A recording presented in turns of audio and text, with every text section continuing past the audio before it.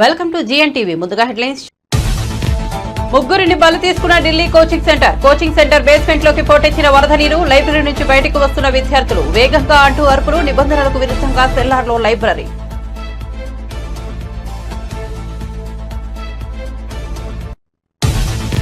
పదేళ్ల పాలనపై విరామం లేకుండా చర్చించేందుకు సిద్ధమన్న రేవంత్. విభజన బిల్లుపై పార్లమెంట్లో కేసీఆర్ ఏనాడు మాట్లాడలేదని సీఎం ధ్వజం. అక్రమంగా మహిళలపై కేసులు పెట్టిన పాపమే బీఆర్ఎస్ నేతలను వెంటాడుతోందని విమర్శ.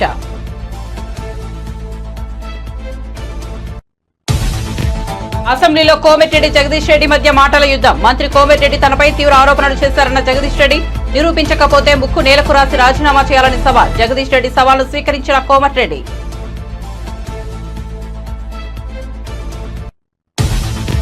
గన్నవరం నుంచి దేశంలోని 10 చోట్లకు విమానాలు. కేసీఆర్ చిన్న విడతకి సానుకూలంగా స్పందించిన కేంద్ర మంత్రి రామ్మోహన్ నాయుడు. గన్నవరం నుంచి వారణాసి, అహ్మదాబాద్ వంటి నగరాలకు విమానాలు. వీడియో సర్వే చేసిన రూట్లలో విమానాలు నడపాలన్న విజయవాడ ఎంపీ చిన్ని. ఏపీ రాజకీయాల్లో మరో సంచలనం. విజయమ్మతో టీడీపీ నేత జేసీ ప్రభాకర్ రెడ్డి భేటీ. హైదరాబాద్ లోని విజయమ్మ ఇంట్లో సమావేశం. ఆప్యాయంగా పలకరించుకున్న విజయమ్మ, ప్రభాకర్ రెడ్డి ఏం మాట్లాడుకున్నారన్న దానిపై సర్వత్రా ఉత్కంఠ. ప్రత్యేకంగా అభినందనలు తెలిపిన ప్రధాని. 0.1 పాయింట్ల తేడాతో రజతాన్ని కోల్పోయినా దేశం గర్వం పడేలా చేశామని ప్రశంసలు. మిగతా ఈవెంట్లలో కూడా రాణించాలని అభిలషించిన ప్రధాని మోదీ.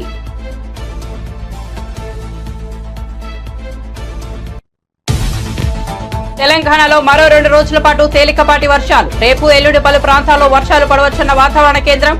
3 రోజుల పాటు జిల్లాలో బలమైన గాలులు వీచే అవకాశం ఉందని వెల్లడి. గంటకు 30 నుంచి 40 కిలోమీటర్ల వేగంతో గాలులు ఉంటాయన్న వాతావరణ కేంద్రం. ఇక వార్త వివరాల్లోకి వెళ్తే, ఆంధ్రప్రదేశ్ రాజకీయాల్లో మరో సంచలనం నమోదైంది. వైసీపీ అధినేత వైఎస్ జగన్, ఏపీ కాంగ్రెస్ అధ్యక్షులు వైఎస్ షర్మిల తల్లి విజయమ్మతో జేసీ బ్రదర్స్ లో ఒకరైన టీడీపీ సీనియర్ నేత ప్రభాకర్ రెడ్డి సమావేశమయ్యారు.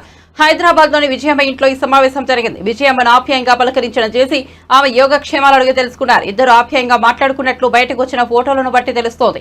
విజయమ్మ, జేసీ కుటుంబం మధ్య బంధుత్వం కూడా ఉండటంతోనే ప్రభాకర్ రెడ్డి ఆమెను కలిసినట్టు చెబుతున్నారు. ఇద్దరు చాలాసేపు భేటీ అయినప్పటికీ వారి మధ్య ఏం చర్చకు వచ్చిందన్న విషయాలు ఏమాత్రం తెలియరాలేదు. విజయమ్మ ఆరోగ్యం బాగాలేదన్న సమాచారంతోనే ఆమెను పలకరించేందుకు వెళ్లారని ప్రభాకర్ రెడ్డి అనుచరులు చెబుతున్నారు. ప్రభాకర్ రెడ్డి కూడా ఈ విషయంపై మాట్లాడకపోవడంతో వారి మధ్య ఏం చర్చకు వచ్చిందన్న అంశం ఉత్కంఠ రేపుతోంది. బీఆర్ఎస్ 10 ఏళ్ల పాలనపై విరామం లేకుండా సభలో చర్చించేందుకు తాము సిద్ధంగా ఉన్నామని సీఎం రేవంత్ రెడ్డి సవాల్ విసిరారు. విద్యుత్ వధుపై చర్చ సందర్భంగా సీఎం మాట్లాడారు. రాష్ట్ర విభజన బిల్లుపై పార్లమెంట్లో కేసీఆర్ ఏనాడు పెదవి ఇప్పలేదని ధ్వజమెత్తారు. అక్రమంగా మహిళలపై కేసులు పెట్టిన పాపమే బీఆర్ఎస్ నేతలను వెంటాడుతోందని, అందుకే వారి ఆడబిడ్డలు జైలుకు వెళ్లాల్సి వచ్చిందని ఆరోపించారు. మీరు పదవుల కోసము పెదవులు మూసుకొని రాజశేఖర రెడ్డి మంత్రి పదవి ఇస్తే రాజశేఖర రెడ్డి దగ్గర ఊడిగం చేసింది మీరా మాకొచ్చి మా చిత్తశుద్ధిని ప్రశ్నించేది. తెలంగాణ బిల్లు వచ్చినప్పుడు ఇప్పుడు ఆ మాగంటి గోపి కూర్చున్న అక్కడనే నిలబడ్డ అధ్యక్ష. నేను 53 నిమిషాలు తెలంగాణ రాష్ట్రం ఎందుకు కావాలి, సమైక్య రాష్ట్రంలో ఉమ్మడి పరిపాలనలో జరిగిన అన్యాయం మీద నిటారుగా నిలబడి అక్కడి నుంచి నేను మాట్లాడిన అధ్యక్ష. పునర్విభజన చట్టం వచ్చినప్పుడు ఆయనగా పక్కలో కూర్చుని ఆయన ఏడున్నాడు ఆయన మాట్లాడింది కదా, తీయండి ఏం మాట్లాడిండు. నేను మాట్లాడింది తీయండి అధ్యక్ష. తెలుగుదేశంలో ఉన్న నేను తెలంగాణకు జరిగిన అన్యాయం మీద, ఎడారిగా మారి వలసలు పోతున్న పాలమూరు కష్టాల మీద, తట్ట పని, పార పని, మట్టి పని మీద నేను మాట్లాడిన అధ్యక్ష. వీళ్ళు మాట్లాడలే. నేను ఇవాళ సూటిగా సవాలు విసురుతున్న అధ్యక్ష. ఇవాళ మీ ఎదురుగా పార్లమెంట్లో రికార్డులు తీయండి. పాలమూరులో ఊరు లేకపోయినా, పార్లమెంటులో నోరు తెరవకపోయినా ఇవాళ తెలంగాణ తెచ్చినాను కేసీఆర్ గొప్పలు చెప్పుకుంటాడు. నేను ఈ ఉమ్మడి రాష్ట్రంలో, ఉమ్మడి ఆంధ్రప్రదేశ్ శాసనసభలో నేను ఎంత మాట్లాడిన తెలంగాణ మీద, సేమ్ సమయంలో పార్లమెంట్లో చంద్రశేఖరరావు నోరన్న దర్శిలో రికార్డులు తీయండి అధ్యక్ష. ఎవరో చేస్తే, ఎవరో త్యాగం చేస్తే ఆ త్యాగాల పునాదుల మీద, ఆత్మ బలిదానాలు చేసుకున్న శవాల మీద అధికారంలోకి వచ్చిన వీళ్ళు ఈరోజు మమ్మల్ని అధ్యక్ష తప్పులు పట్టేది. ఒక జర్నలిస్టు గురించి మాట్లాడిండు. జర్నలిస్టు ఏదో పెడితే కేసు పెట్టిరని. ఆ జర్నలిస్టు ఒక టీవీ ఛానల్కు సీఈఓ. రాసియమంటే రాసియకపోతే ఎస్సీ ఎస్టీ కేసు పెట్టి అరెస్టు చేసి జైలు వేసి ఆ ఛానల్ గుంజుకున్నది వాళ్ళ అధ్యక్ష. ఆ ఛానల్ గుంజుకున్నది వాళ్ళు. ఏ జర్నలిస్టును ఈరోజు కేసు పెట్టిరని చెప్తుండ్రో ఆ జర్నలిస్టు ఒక ఛానల్ సీఈఓ ఉంటే ఆ ఛానల్ వాళ్ళకు వ్యతిరేకంగా ఉందని ఆ జర్నలిస్టు మీద SC ST case Banjara Hills police స్టేషన్లో పెట్టి జైలుకు పంపించి నెల రోజులు జైల్లో పెడితే నా అడ్వకేట్ను పెట్టి నేను బెయిల్ ఇప్పించిన అధ్యక్ష. వీళ్ళ దోపిడీ ఆ ఛానల్ గుంజుకున్న విధానం ఇవాళ చర్చ చేయడానికి సిద్ధంగా ఉంటే రమ్మని ఉన్నారు అధ్యక్ష. వివరాలన్నీ నేను బయట పెడతా. మీరా ముసల్కన్నీరు గార్చేది ఏ జర్నలిస్టునైతే మీ మాట ఇంటలేదని ఆమె సొంతంగా కష్టపడి పెట్టుకున్న ఛానల్ గుంజుకోనికే ఎస్సీ ఎస్టీ కేసు పెట్టి ఆడపిల్లని జైలుకు తోలిన పాపం ఊరికే పోదు. అందుకే ఇవాళ మీ ఇంట్లో జైల్లోకి పోతున్నారు అధ్యక్ష. మన్ని ఆడబిడ్డలను జైలుకు తోలినందుకు ఆ నొప్పి తెలవడానికే మంది పిల్లలు జైల్లోకి పోతుంటే ఆడపిల్లలను కూడా కేసులు పెట్టి జైలుకు తోలినందుకు ఇవాళ ఆ రౌండ్ మీకు వచ్చింది అధ్యక్ష. ఊరికే రాలే, చేసిన పాపాలు ఊరికే పో అని పెద్దోళ్ళు చెప్పిండ్రు అధ్యక్ష. మమ్మల్ని అందరినీ జైలుకు తోలిండ్రు, రాజకీయ కక్షతో దోలలే. ఫామ్ హౌజులు కట్టుకునేది మీరు, ఫామ్ హౌజులు కట్టుకునేది మీరు, నియమాలు ఉల్లంఘించింది మీరు. వాటిని బయట పెట్టినందుకు జైల్లో పెట్టి డిటెన్షన్ సెల్లో పెట్టారు అధ్యక్ష. నన్ను 16 రోజులు ఒక్క మనిషి లేకుండా ఐఎస్ఐ తీవ్రవాదులను ఎక్కడ పెడతారో అట్లాంటి డిటెన్షన్ సెల్లో నన్ను 16 రోజులు పెట్టింది అధ్యక్ష చెర్లపల్లిలా. నేను భయపడలే, లొంగిపోలే, నిలబడి నిటారుగా కొట్లాడిన అధ్యక్ష. మీరు జైలుకు తోలితే భయపడటోళ్ళు ఎవరు లేడు. అబద్ధాలు చెప్పి ప్రజల్ని మభ్యపెడతా. ఏపీలోని గన్నవరం నుంచి దేశంలోని వివిధ ప్రాంతాలకు విమాన సర్వీసులు నడపాలన్న విజయవాడ టీడీపీ ఎంపీ కేశినేని చిన్ని విజ్ఞప్తి పట్ల కేంద్ర పౌర విమానయాన శాఖ మంత్రి కింజరపు రామ్మోహన్ నాయుడు సానుకూలంగా స్పందించారు.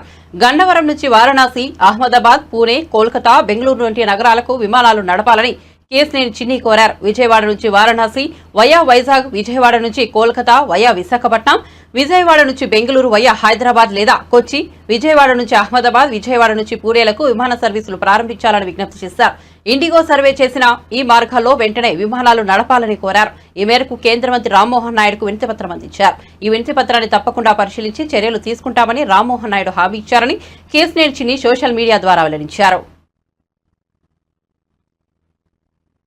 ముగ్గురిని బలి తీసుకున్న ఢిల్లీ కోచింగ్. ఢిల్లీలోని ఐఏఎస్ కోచింగ్ సెంటర్ బేస్మెంట్ లోకి ఒక్కసారిగా పోటెత్తిన వరద నీరు ముగ్గురిని బలి తీసుకున్న ఘటనకు సంబంధించిన వీడియో ఒకటి వెలుగులోకి వచ్చింది. నిబంధనలకు విరుద్ధంగా బేస్మెంట్ లో నిర్వహిస్తున్న లైబ్రరీలో ఉన్న విద్యార్థుల్లో ముగ్గురు వరద నీటిలో చిక్కుకుని ప్రాణాలు విడిచారు. వీరిలో తెలంగాణలోని మంచిర్యాల జిల్లాకు చెందిన తానియా సోని కూడా వీరిలో ఉన్నారు. తాజాగా వెలుగులోకి వచ్చిన వీడియోలో వరద నీరు ఉధృతంగా బేస్మెంట్ లోకి దూసుకెళ్తోంది. దీంతో భయపడిన విద్యార్థులు బేస్మెంట్ నుంచి బయటకు వస్తూ త్వరగా కింద ఇంకా ఎవరైనా ఉన్నారా అనడం వీడియోలో వినిపిస్తోంది. 7 గంటల రెస్క్యూ ఆపరేషన్ తర్వాత తానియా సహా శ్రేయ యాదవ్, నవీన్ డెల్విన్ మృతదేహాలను వెలికితీశారు. బేస్మెంట్ నుంచి నీరు బయటకు వెళ్లే అవకాశం లేకపోవడమే ఈ ప్రమాదానికి కారణమని Delhi fire service chief Atul Garg తెలిపారు. భవనం నిర్మాణంలోనూ నిబంధనలు ఉల్లంఘించినట్లు తేలింది. ప్రస్తుతం లైబ్రరీగా ఉపయోగిస్తున్న బేస్మెంట్ ను స్టోర్ రూమ్ గా ఉపయోగించుకుంటామని అనుమతులు తీసుకుంటున్నట్లు ఢిల్లీ మున్సిపల్ కార్పొరేషన్ చెబుతోంది. అలాగే అగ్నిమాపక శాఖ నుంచి నో అబ్జెక్షన్ సర్టిఫికెట్ కూడా తీసుకోలేదని వెల్లడైంది. ఈ ఘటనపై కేసు నమోదు చేసుకున్న పోలీసులు రౌస్ స్టడీ సర్కిల్ యజమాని అభిషేక్ గుప్తా, కోఆర్డినేటర్ జైస్పాల్ సింగ్ ను అరెస్ట్ చేశారు. దీనిపై ఢిల్లీ ప్రభుత్వ న్యాయ విచారణకు ఆదేశించింది.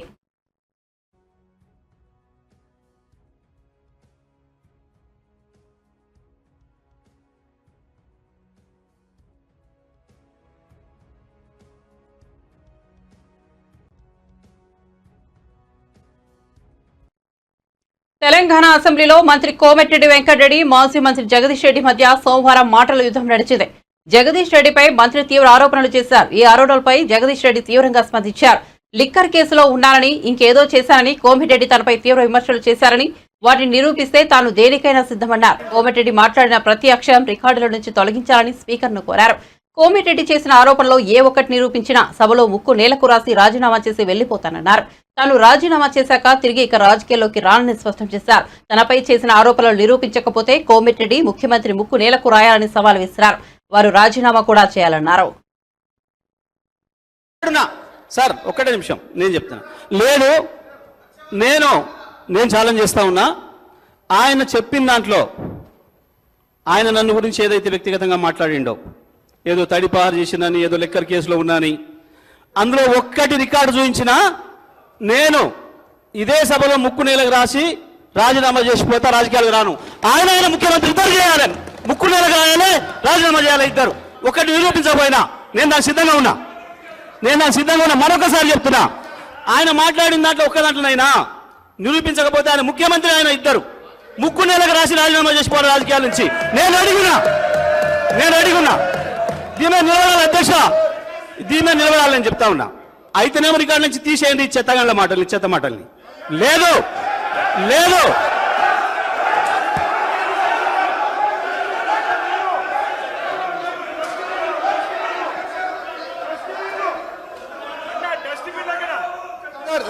ఓకే సార్, ఒకరి ఆగండి.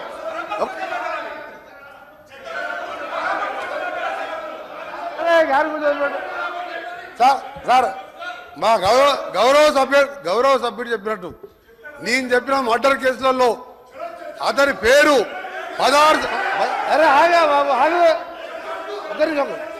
నేను చెప్పినట్టు మర్డర్ కేసులలో ఆయన కోర్టు చుట్టూ 16 సంవత్సరాలు తిరిగిండా లేదా కోర్టు రికార్డులో ఉంటుంది. రెండవది దోసపాటి గోపాల్ అనే మాజీ శాసనసభ్యుడు బర్గులో దొంగతనం కేసు, అలాగే దొంగ మంది అందరూ నేను ఆయన ఛాలెంజ్కు సిద్ధం చేస్తున్నా. ఇది నిరూపిస్తా, లేకపోతే నా మంత్రి పదవికి ఎమ్మెల్యేకి రాజీనామా చేసి బయటికి వెళ్ళిపోతున్నా. తన సుదీర్ఘమైన అనుభవంతో సంపద సృష్టిస్తానని చెప్పిన ముఖ్యమంత్రి చంద్రబాబు నాయుడు ఇప్పుడు హామీలపై నాలుగు మడతలేస్తున్నారని డిప్యూటీ సీఎం పవన్ కూడా మౌనంగా ఉండిపోయారని వైఎస్ఆర్సీపీ మాజీ ఎమ్మెల్యే టీజీఆర్ సుధాకర్ బాబు మండిపడుతున్నారు. సోమవారం ఉదయం తాడేపల్లిలోని పార్టీ కేంద్ర కార్యాలయంలో ఆయన మీడియాతో మాట్లాడారు. ఈ ఇచ్చిన సూపర్ 6 అమలు పరచలేరని వైఎస్ఆర్ కాంగ్రెస్ పార్టీ ఎన్నికల ముందు రాష్ట్ర ప్రజలకు చెప్తుంటే అమలు పరిచి తీరుతాను నాది గ్యారంటీ అని చంద్రబాబు నాయుడు గారు, వారికి మద్దతుగా పవన్ కళ్యాణ్ గారు చెప్పారు. ఇప్పుడు అసెంబ్లీలో ఏం చెప్పారు? ఆ సూపర్ 6 చూస్తుంటే నాకు భయం వేస్తుంది అన్నాడు. ఎంత దారుణమైన స్టేట్మెంట్! ఒక 40 సంవత్సరాల పైచీలకు అనుభవం కలిగిన ఒక రాజకీయ సీనియర్ నాయకుడు ముఖ్యమంత్రి స్థానంలో కూర్చొని ఏ సూపర్ 6 చెప్పి మీరు అధికారంలోకి వచ్చారో, ఏ సూపర్ 6 అమలు పరుస్తాను నాది గ్యారంటీ అని మీరు మాటిచ్చారో, ఏ సూపర్ 6ను చూసి అమాయకులైన ఆంధ్ర రాష్ట్ర ప్రజలు మీకు ఓట్లేసి గెలిపించారో, ఆ సూపర్ 6 చూస్తే మీకు భయం వేస్తుంది అని మీరు స్టేట్మెంట్ ఇచ్చారంటే మిమ్మల్ని మేము ఏమనాలి? ఇప్పుడు నమ్మక ద్రోహం చేశారనాలా? ఏరు దాటాక తెప్పను తగలబెట్టిన సంధానంగా ఉంది మీ పరిపాలన అని చెప్పానాలా? మీ నాలుక మడతపడుతుందని చెప్పానాలా? లేదా సహజ సిద్ధంగానే ఎన్నికలకు ఒక చంద్రబాబు నాయుడు గారు, ఎన్నికలు అయిపోయిన తర్వాత ఇంకో చంద్రబాబు నాయుడు గారు ఆటోమేటిక్గా వస్తారని గత చరిత్రని పునరావృతం చేశారని మేము భావించాలని ఈ రోజున మేము అడుగుతున్నాం. జగన్మోహన్ రెడ్డి ఏమైనా తన జేబుల్లోంచి తెస్తున్నాడా? మేమిచ్చే కూడా ప్రజలకు మేమిచ్చే తీరుతాము, ఖచ్చితంగా అమలు పరిచి తీరుస్తాము. సంపదను సృష్టించే ఆలోచనలు నా దగ్గర చాలా ఉన్నాయి. సంపదను ఆంధ్ర రాష్ట్రానికి, రాష్ట్ర ఖజానాకు సంపద ఎలా సృష్టించాలో నా బుర్ర నిండా బొచ్చడన్ని ఆలోచనలు ఉన్నాయి. నాకు అనుభవం ఉంది. నేను నా ఆర్థిక నిపుణ్యాన్ని వారు చెప్పుకొని అధికారంలోకి వచ్చారు. ఇప్పుడు ఆ హామీలన్నీ గోవిందా. ఉచిత ఇసుక గోవిందా, తల్లి వందనం గోవిందా, ఖరీఫ్ సీజన్ మొదలైంది, రైతులకు ఇస్తానన్న రైతుల సాయం గోవిందా, బిడ్డలకు ఇచ్చే స్కూల్ కిట్లకు సంబంధించి ఈ రోజు వరకు ఇంకా స్కూళ్ళలోకి అందలేదు, అవి గోవిందా. కానీ ఒకటి మాత్రం చంద్రబాబు నాయుడు గారు ఖచ్చితంగా ఇచ్చిన మాట ప్రకారం అమలు పరుస్తున్నారు. దాని పేరే రెడ్ బుక్. ప్రజల సంక్షేమానికి, అభివృద్ధికి ఇచ్చిన హామీలేమో పోయినాయి, బంగాళాఖాతంలో కలిసిపోయినాయి. కానీ వారి కుమారుడు కనుక అమలు పరుస్తున్న ఏకైక ఖచ్చితమైన పథకం ఈ ఆంధ్ర రాష్ట్రానికి దక్కిన బహుమతి ఏంది అని అంటే రెడ్ బుక్ రాజ్యాంగం. అది అమలు పరచడానికే వారు తెలుగుదేశం పార్టీ వారు, జనసేన పార్టీ వారు, బీజేపీ వారు అధికారంలోకి వచ్చారు. ఆ రెడ్ బుక్ రాజ్యాంగం ఏంటో తెలుసా మిత్రులారా? పక్కవాడిని కొట్టడం, పక్కవాడిని దౌర్జన్యంగా బజారుకి ఇడ్చడం, ఒక ఆర్మీ జవాన్ లాంటి ఉన్నతమైనటువంటి వ్యక్తుల యొక్క ఇళ్లను అన్యాయంగా కూల్చివేయటం, ఒక రాష్ట్ర పార్టీకి సంబంధించిన కేంద్ర కార్యాలయాన్ని తెల్లవారుజామున రాజ్యాంగానికి వ్యతిరేకంగా, కోర్టు తీర్పులకు వ్యతిరేకంగా కూల్చివేయటం, ఓ మాజీ ముఖ్యమంత్రి గారి యొక్క రక్షణని అవహేళనగా మాట్లాడటం, వారి ఇంటి చుట్టూరా అల్లరి మోకలను పంపించి అల్లరి చేయించటం, ప్రతిరోజు జగన్మోహన్ రెడ్డి గారి వ్యక్తిత్వ హననం చేయటం, జగన్మోహన్ రెడ్డి గారి మీదకి వారి చెల్లెల్ని ఉసిగొల్పడం, ఇలా జగన్మోహన్ రెడ్డి గారిని సింగిల్ గా ఎదుర్కోవటానికి బీఆర్ఎస్ అధినేత కేసీఆర్ అసెంబ్లీకి ఎందుకు రావడం లేదో చెప్పాలని, సభకు రాని ఆయనకు ఇంకా ప్రతిపక్ష హోదా ఎందుకని కాంగ్రెస్ ఎమ్మెల్యే రాజగోపాల్ రెడ్డి ఆగ్రహం వ్యక్తం చేశారు. అసెంబ్లీలో ఆయన మాట్లాడుతూ వ్యాఖ్యలు చేశారు. 10 ఏళ్లు అధికారంలో ఉన్న బీఆర్ఎస్ నేడు ప్రెస్ మీట్లు పెట్టి ప్రభుత్వాన్ని విమర్శిస్తోందని మండిపడ్డారు. నష్టాల్లో కూరుకుపోయిన డిస్కంలను లాభాల్లోకి తీసుకొచ్చే ప్రయత్నాలు చేస్తున్న తమకు ప్రశంసించకపోగా తిరిగి నిందలు వేయడం సరికాదన్నారు. కరెంటు కష్టాలు లేకుండా కాపాడేందుకు ఆలోచన చేసిన విషయం అధ్యక్ష. అటువంటిది ఈరోజు అధ్యక్ష ప్రతిపక్షంలో ఉన్న నాయకులు, పెద్ద మనుషులు, ఇక్కడ నిర్ణయాలు తీసుకున్న పెద్ద మనిషి లేడు, హౌస్కు లీడర్ ఆఫ్ ద ఆపోజిషన్ అయితే లేడు. ముఖ్యమంత్రిగా నిర్ణయాలు తీసుకొని ఒక ఇంపార్టెంట్ సబ్జెక్టు మీద చర్చ నడిచినప్పుడు కనీసం లీడర్ ఆఫ్ ద ఆపోజిషన్ హౌస్లో ఉంటే ఆయన తీసుకున్న నిర్ణయం వల్ల జరిగిన నిర్వాహకం ఏ విధంగా జరిగింది, ప్రజలకు, వినియోగదారులకు, విద్యుత్ సంస్థలకు ఏ విధంగా నష్టం జరిగింది, ఈ నష్టాల ఊబిలోకి ఎందుకు నెట్టబయటపడ్డాయి ఈ విద్యుత్ సంస్థలు అనే విషయము మేము కొంచెం చెప్పుకునే అవకాశం, ఆయన వినే అవకాశం ఉండేది అధ్యక్ష. మన దురదృష్టవశాత్తు ఏంటంటే మీసా నాయకులు అంటారు మీ నాయకుడు రాలేదంటే మీ స్థాయికి ఆయన అవసరం లేదు, మేమే చాలని అంటుంటారు. అధ్యక్ష వీళ్ళ స్థాయి ఏందో 10 ఏళ్లల్లా కేసీఆర్ గారు ముఖ్యమంత్రిగా ఉన్నప్పుడు వీళ్ళ స్థాయి ఏంది, మంత్రులు, ఎంపీలు, అధికారుల మాట ఎవరైనా విన్నారా అధ్యక్ష? నో అపాయింట్మెంట్, ఒంటెద్దుపోకడా, నిజం ఉన్నట్టు అట్లా కాదు ఇట్లా అని చెప్పే అవకాశం వీళ్ళకి ఎవరికైనా ఇచ్చిండా అధ్యక్ష? ఆయన అంత దమ్ము ధైర్యం వీళ్ళకు లేదు, ఆయన వినేవాడు కూడా కాదు. అటువంటి పరిస్థితి ఉన్న మనిషి, పెద్ద మనిషి, లీడర్ ఆఫ్ ద ఆపోజిషన్ ఉండి కూడా సభకు రాకుండా ఒక ఇంపార్టెంట్ సబ్జెక్టుల మీద చర్చ నడిచినప్పుడు లేకుండా వీళ్ళంటారు మరి లీడర్ ఆఫ్ ద ఆపోజిషన్ ఎందుకు ఉండాలి అధ్యక్ష? అటువంటిప్పుడు ఆయన సభకే రానప్పుడు ఆయన అవసరం లేదని వీళ్ళే అంటుండ్రు. మరి మీ లోపల ఎవరో ఒకరు సభలో లీడర్గా మీరు ఎల్ఓపి కాండి. ఆయన అవసరం లేనప్పుడు మరి ఇక సభకే వద్దనుకున్నప్పుడు ఆ పొజిషన్లో ఆయన అవసరం ఏముంది? ఉండాలి అధ్యక్ష, రావాలి. ఆయన చేసిన మంచి పనులుంటే ఈ కాంగ్రెస్ ప్రభుత్వం ఈరోజు రైతులు 2004లో ఆశీర్వదించినట్టు మళ్ళా 2023లో కూడా రైతులు నమ్మకంతో కాంగ్రెస్ పార్టీ మళ్ళీ అధికారంలోకి వస్తే మాకు మా ప్రయోజనాలు మమ్మల్ని కాపాడుతారన్న నమ్మకంతో ఈరోజు రైతులు మాకు అధికారం ఇచ్చిండ్రు. అంటే రైతులకు కాంగ్రెస్ పార్టీ ప్రభుత్వం మీద, కాంగ్రెస్ పార్టీ మీద, రాహుల్ గాంధీ నాయకత్వం మీద, సోనియా గాంధీ గారి నాయకత్వం మీద అంత నమ్మకం ఉంది అధ్యక్ష. వాళ్ళ అధికారంలో మేము వచ్చినప్పుడు మేము ఏం చెప్తున్నాం? మేము తీసుకున్న నిర్ణయాలు ఏంది? మరి మీ 10 ఏళ్ళు మీరు ప్రజలు అవకాశం ఇస్తే మేమేమేం పొరపాట్లు చేసిండ్రు? ఒకవేళ పొరపాట్లు చేసిన దాని మీద కూడా ముఖ్యమంత్రి గారు కూడా కమిషన్ ఏర్పాటు చేసిండ్రు. మళ్ళీ సుప్రీంకోర్టు ఇన్వాల్వ్ అయ్యి జడ్జిని, కొత్త జడ్జిని అపాయింట్ చేయమన్నారు. ఎంక్వైరీలు చేస్తున్నాం. కానీ మేము చెప్పే మంచిది ఏదైనా ఉంటే, మీ సూచనలు కూడా మీరు ఏదైనా మంచి చెప్తే మీరు వినండి, ఓపికతోటి సమర్థించండి, సపోర్ట్ చేయండి. యాజ్ ఏ అపోజిషన్గా ప్రజలకు మేలు చేసే విషయంలో, కరెంటు విషయంలో, ఇటు విద్యుత్ అనేది డొమెస్టిక్ కావచ్చు, ఇండస్ట్రియల్ కావచ్చు, కమర్షియల్ కావచ్చు, అగ్రికల్చర్ కావచ్చు, 4 సెక్టార్లని కాపాడాల్సిన బాధ్యత ఈ ప్రభుత్వం మీద ఉంది. కరెంటు లేని 10 నిమిషాలు కూడా ఉండలేము. గంట సేపు నీళ్ళు లేకుండా ఉండగలుగుతాం అధ్యక్ష. ఈ హౌస్ కూడా 10 నిమిషాలు కూడా, 5 నిమిషాలు కూడా నడవదు అధ్యక్ష. కరెంట్ లేకపోతే మనం ఏ పని ముందుకు పోలేము. అటువంటి కరెంటు విషయంలో మీరు తీసుకున్న నిర్ణయాల విషయంలో మీరు ఏదన్నా చెప్తే కొంచెం ఫ్రస్ట్రేషన్ ఉండకండి. పారిస్ ఒలింపిక్స్ లో చారిత్రాత్మక రీతిలో కాంస్యం రూపంలో భారత్ కు తొలి పథకం సాధించిన షూటర్ ను మను ప్రభాకర్ పై ప్రశంసల జల్లు కురిపిస్తోంది. ఒలింపిక్ చరిత్రలో షూటింగ్ ఈవెంట్ లో భారత్ కు మెడల్ అందించిన ఏకైక మహిళగా రికార్డులకెక్కిన ఆమె పట్ల అభినందనలు వెల్లువెత్తుతున్నాయి. నేరుగా ప్రధానమంత్రి నరేంద్ర మోదీ కూడా ఫోన్ కాల్ చేసి ప్రత్యేక అభినందనలు తెలియజేశారు. नमस्ते, मैं प्रधानमंत्री जी की कार्यालय से बोल रहा हूँ. प्रधानमंत्री जी बात करके मैं दे रहा हूँ. जी नमस्ते सर.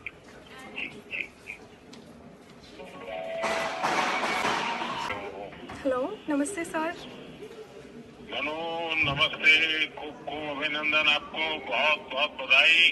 बहुत बहुत शुक्रिया सर। आप कैसे हैं? मैं बहुत बढ़िया से। आप तो ये तुम्हारी सफलता का खबर सुनने के बाद और उत्साह और आनंद में हूँ। जी, अच्छा कर रहे हैं हमारे खिलाड़ी यहाँ पे अभी। आप स्वयं को वैसे .1 से आप सिल्वर आपका रह गया, जी लेकिन उसके बावजूद भी आपने देश का नाम रोशन किया। आपको 2 प्रकार की क्रेडिट मिल रही है। एक तो आप कहाँ से पदक लाई, लेकिन भारत की पहली महिला है जो इस खेल में मेडल लेके आई हो।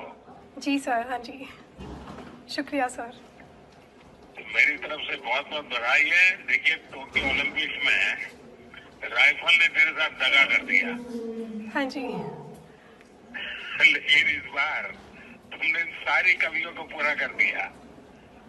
बिल्कुल सर। अभी और भी मैचेस हैं आगे, तो उनमें भी उम्मीद रहेगी कि अच्छा करूँ मैं। मुझे पक्का विश्वास है आगे की मैचेस भी बहुत अच्छा करोगी आप, क्योंकि ये बिगिनिंग इतना अच्छा है, उसके कारण तुम्हारा उत्साह भी बढ़ेगा, आत्मविश्वास भी बढ़ेगा।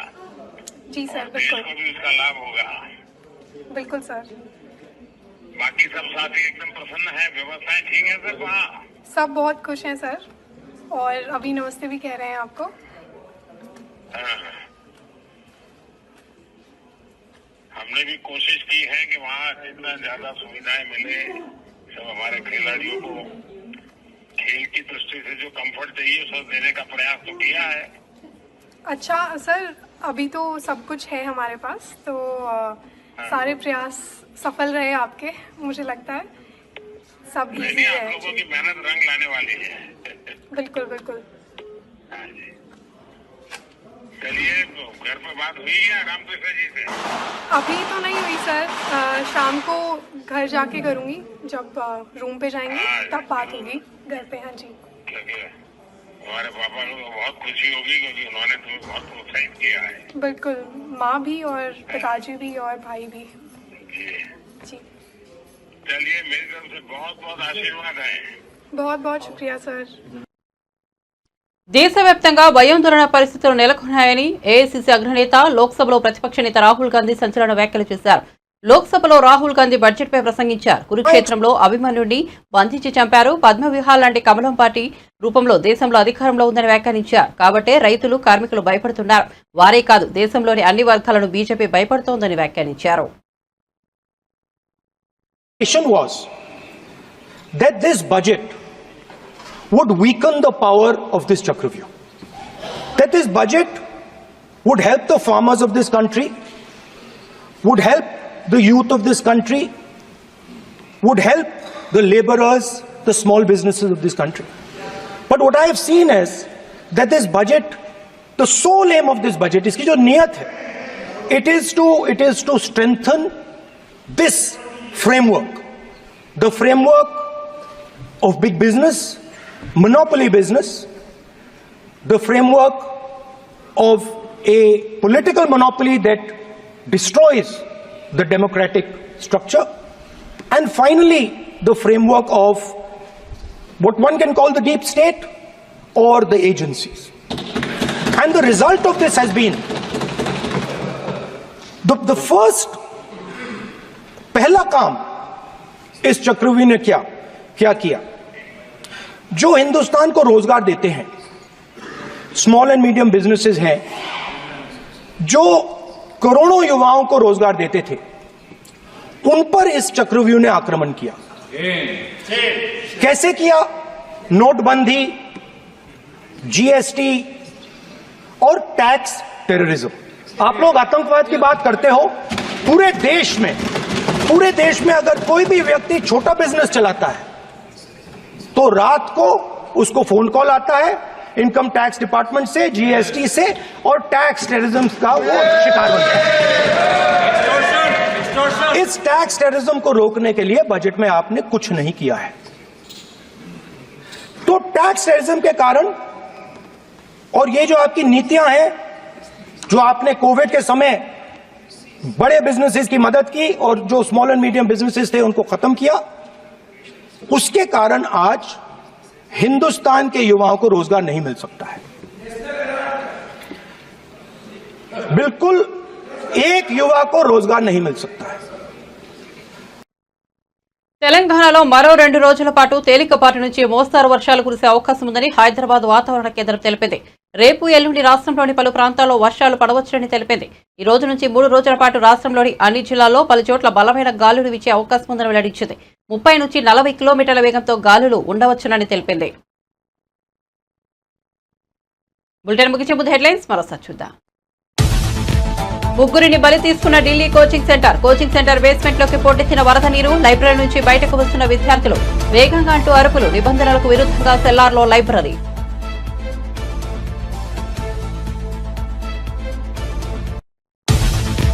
పదేళ్ల పాలనపై విరామం లేకుండా చర్చించేందుకు సిద్ధమైన రేవంత్, విభజన బిల్లుపై పార్లమెంట్లో కేసీఆర్ ఏనాడు మాట్లాడలేదని సీఎం ధ్వజం. అక్రమంగా మహిళలపై కేసులు పెట్టిన పాపమే బీఆర్ఎస్ నేతలను వెంటాడుతోందని విమర్శ.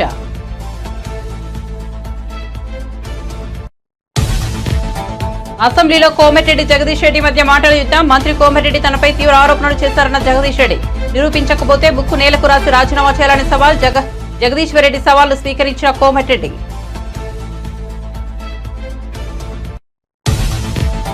గన్నవరం నుంచి దేశంలోని పలు చోట్లకు విమానాలు. కేసీఆర్ చిన్ని విడతకి సానుకూలంగా స్పందించిన కేంద్ర మంత్రి రామ్మోహన్ నాయుడు.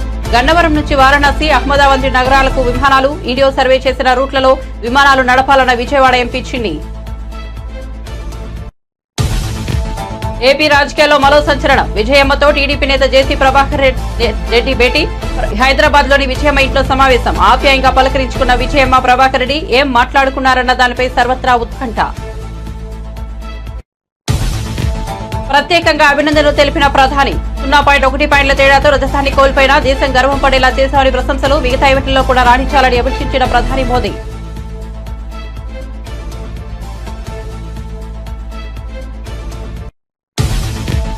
తెలంగాణలో మరో 2-3 రోజుల పాటు తేలికపాటి వర్షాలు. రేపు ఎల్లుండి పలు ప్రాంతాల్లో వర్షాలు పడవచ్చునన్న వాతావరణ కేంద్రం. 3 రోజుల పాటు జిల్లాలో బలమైన గాలులు వీచే అవకాశం ఉందని వెల్లడి. గంటకు 30 నుంచి 40 కిలోమీటర్ల వేగంతో గాలులు ఉంటాయన్న వాతావరణ కేంద్రం.